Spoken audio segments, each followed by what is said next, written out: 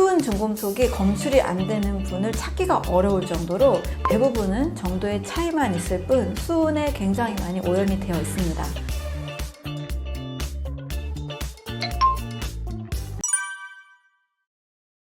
네, 제가 중금속 검사를 이제 저에게 상담 오시는 환자분들의 경우 많이 하고 있는데요. 미국인들은 거의 100% 수은에 오염이 돼 있다는 통계들이 있습니다. 그런데 우리나라도 못지 않아요. 수은 중금속이 검출이 안 되는 분을 찾기가 어려울 정도로 대부분은 정도의 차이만 있을 뿐 수은에 굉장히 많이 오염이 되어 있습니다. 생선을 너무 좋아해서 매일 드시는 분이 있었어요. 연어도 매일 드시고 고등어도 좀 자주 드시는 생선을 좋아하시는 분이 계셨는데 거의 다 이런 분들은 수은 수치가 기준치를 굉장히 많이 초과하는 분들이 많았습니다. 그리고 알루미늄도 굉장히 많이 오염이 되어 있습니다. 알루미늄도 수은만큼 대부분 한국인들은 수은과 알루미늄이 같이 많이 오염이 되어 있었습니다. 이렇게 수은과 알루미늄 많이 오염되어 있으면 일단 중금속은 신경 독소로 작용을 합니다. 그래서 우울증이나 불안이나 집중력 저하나 또 몸에 이제 자율신경 실조 등 여러 몸의 신경 쪽으로 문제가 올 수 있고요. 또 위장장애나 소화가 잘 안 되는 증상으로 이어질 수도 있습니다. 또 어떤 분의 경우에는 납 중독이 상당히 좀 많이 있으셨던 분도 계셨는데요. 하루 종일 좀 운전을 많이 하시면서 특히 자동차의 매연을 좀 많이 마실 경우, 공기가 좋지 않은 환경에서, 도시 환경에서 어떤 매연을 좀 마실 수밖에 없는 환경에 있는 분들은 또 납 중독이 있는 분들도 계셨습니다. 그래서 상당히 많은 분들이 중금속으로부터 자유롭지 못하구나 라는 것을 알게 되었습니다. 또 아무리 우리가 음식을 통해서 조심하려고 해도 공기가 오염이 돼 있다 보니까 미세먼지를 통해서도 중금속은 어느 정도는 피하기 어려운 상태에 우리가 있습니다. 네, 체내에 쌓인 중금속은 가장 안전한 방법으로는 이 중금속들을 상쇄시키는 미네랄 짝꿍들이 있습니다. 예를 들면 수은의 경우에는 셀레늄이라는 미네랄이 잘 상쇄를 시켜서 줄여주는 방향으로 작동을 합니다.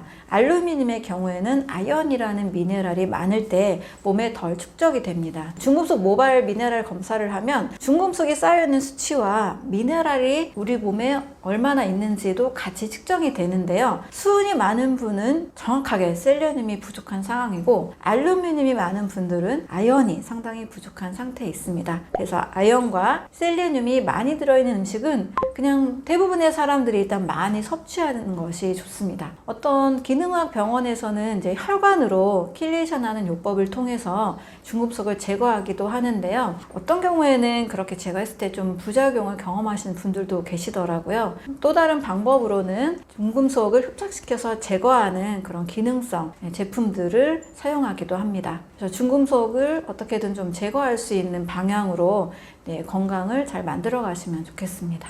중금속 검사를 하고 이 중금속을 제거할 수 있는 셀레늄이나 아연이 많이 함유되어 있는 식사를 하고 또 이것을 제거하는 금속 단백질을 제거하는 기능성 제품들을 사용을 했을 때 일단 그래프상으로는 3개월에서 6개월 이후에 수은 수치나 알루미늄, 납 수치가 줄어드는 것을 볼 수가 있습니다. 제가 이제 건강 상담을 할 때는 굉장히 살도 안 찌고 또 집중력도 나빠지고 또 신경이 굉장히 예민해지고 공황장애까지 이렇게 경험한 분이 계셨는데요. 서서히 2개월, 3개월 지날수록 좀 살이 찌고 신경적으로도 많이 안정이 되는 기분도 많이 좋아지는 이런 결과들을 경험하고 있습니다.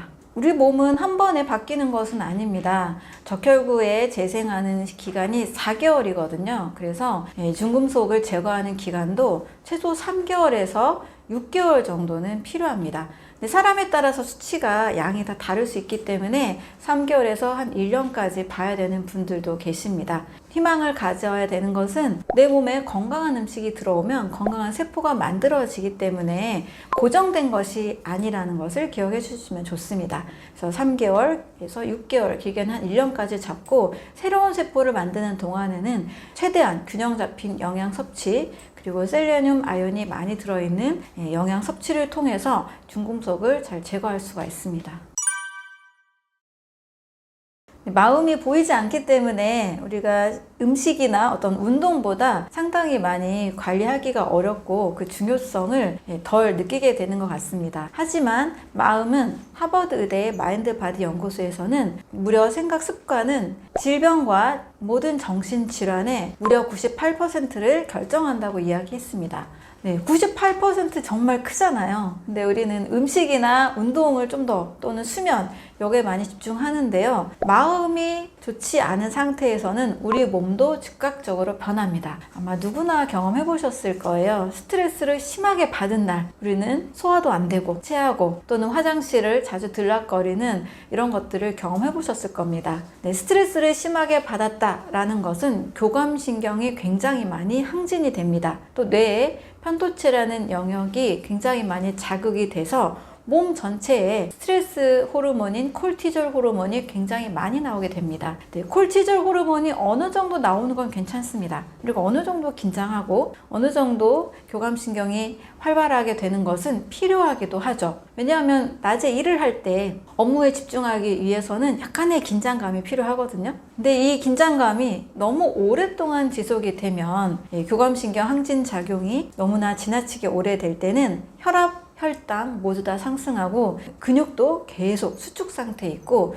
소화기관도 계속 수축 상태에 있다 보니까 소화효소도 잘 분비되지 않고 소화가 잘 안 되는 상태로 바뀌게 됩니다. 그래서 마음이 즐겁지 않고 너무 지나친 긴장, 너무 지나친 고통, 너무 힘든 어떤 갈등 상태에 있다면 이 몸의 호르몬 상태를 바꿔버리기 때문에 몸에도 바로 영향을 미칠 수밖에 없다는 겁니다. 반대로 우리가 기분이 좋으면 행복한 호르몬, 엔돌핀, 세로토닌, 도파민 같은 좋은 호르몬들이 나와서 몸의 소화작용도 촉진하고 또 공부도 집중도 잘 되게 하는 또 행복감을 느끼게 해주는 또 호르몬들이 계속 또 이어져서 나오게 됩니다. 이 상태는 조금 교감신경과 반대인 부교감신경이 항진됐을 때 이러한 상태를 만들어주기도 합니다.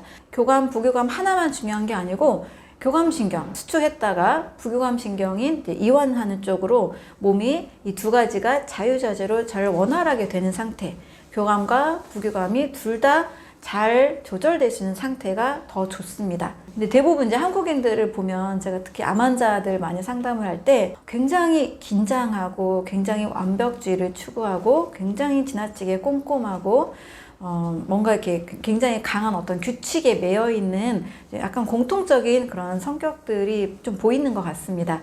제가 볼 때는 교감신경이 지나치게 항진되어 있고 이렇게 이완시키는 부교감신경이 조금 덜 작동을 하는 것들을 보게 됩니다. 그래서 한국인들의 경우에는 좀 부교감신경이 좀 잘 작동될 수 있는 상태, 약간 이완하고 마음도 좀 편하게 먹으려고 하고 또 갈등 관계나 어떤 고통의 상태에서 너무 오랫동안 그 고통 상태에 있지 않고 조금 갈등 관계나 또 미움이나 원망이나 이런 것도 좀 풀어가실 수 있는 마음을 가지시는 것이 건강에 상당히 크게 도움이 되고 있습니다.